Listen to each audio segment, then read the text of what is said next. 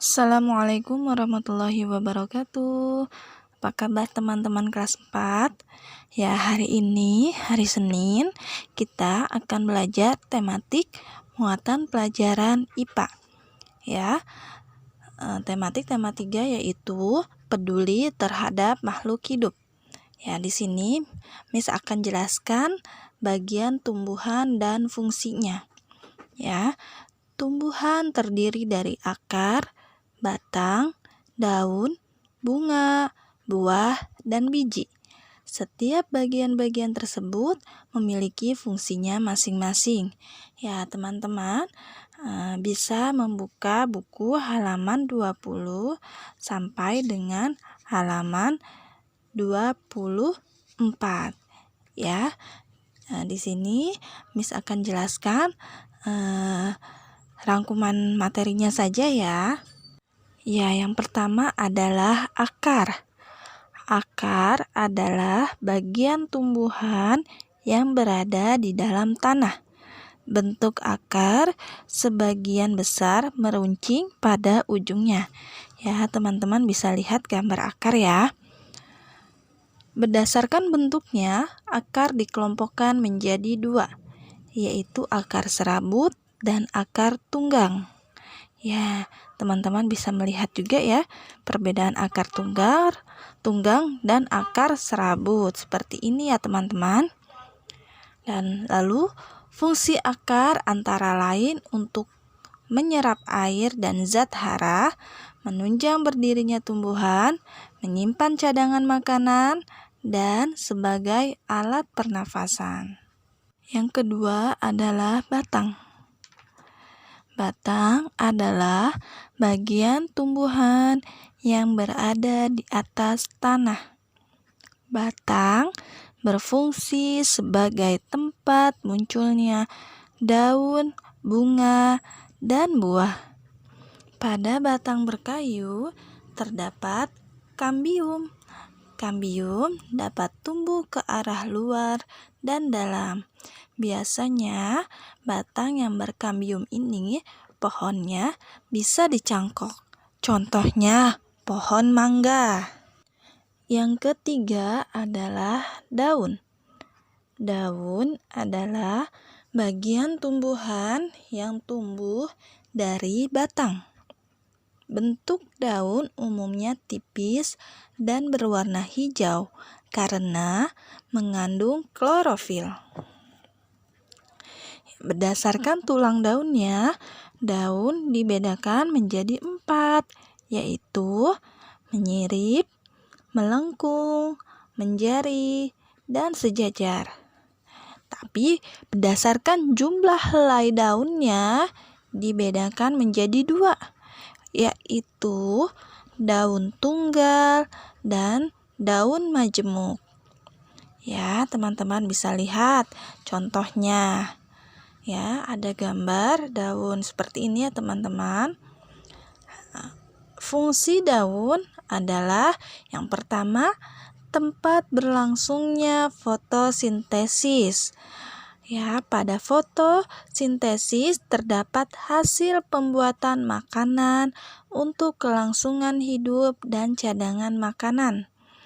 Yang kedua, tempat berlangsungnya proses pernapasan dan penguapan yang terjadi melalui stomata.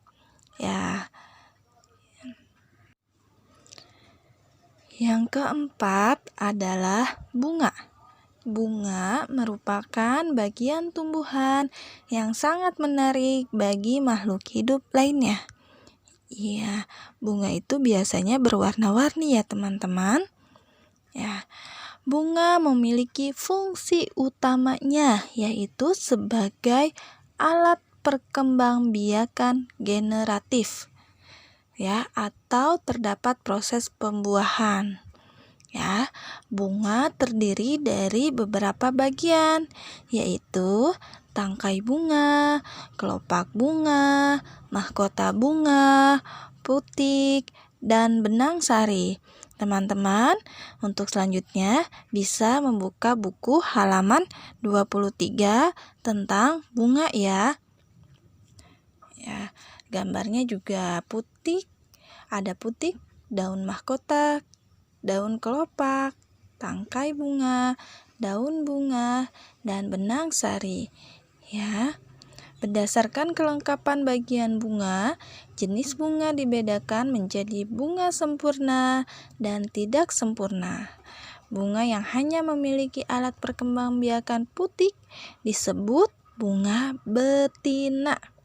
Sebaliknya, bunga yang memiliki alat perkembangbiakan hanya benang sari disebut bunga jantan. Ya, teman-teman, ingat kalau hanya putik namanya bunga betina. Tapi kalau benang sari bunga jantan. Ya. Yang terakhir yaitu buah dan biji. Buah merupakan bagian tumbuhan yang berfungsi untuk melindungi biji. Buah terdiri dari bagian tangkai, kulit, daging buah, dan biji. Nah, kalau yang kita sering makan itu namanya daging buah, ya. Kalau biji merupakan hasil dari pembuahan antara serbuk sari dan putik. Nah, kalau biji kita tanam, maka akan menjadi tumbuhan baru. Ya, dan biji juga dibedakan menjadi dua. Ada yang berkeping satu atau disebut monokotil, dan berkeping dua atau disebut dikotil.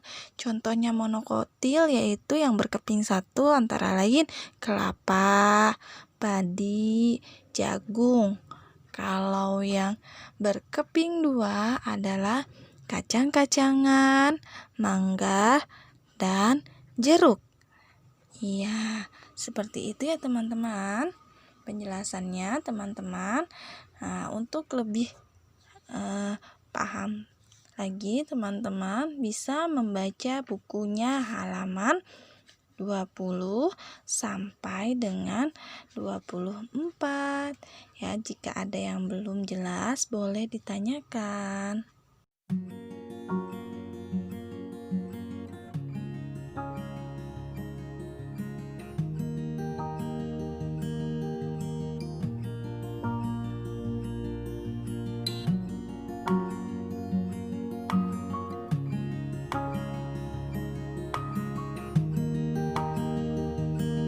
Sekarang tugas teman-teman adalah menjawab pertanyaan sebagai berikut ya.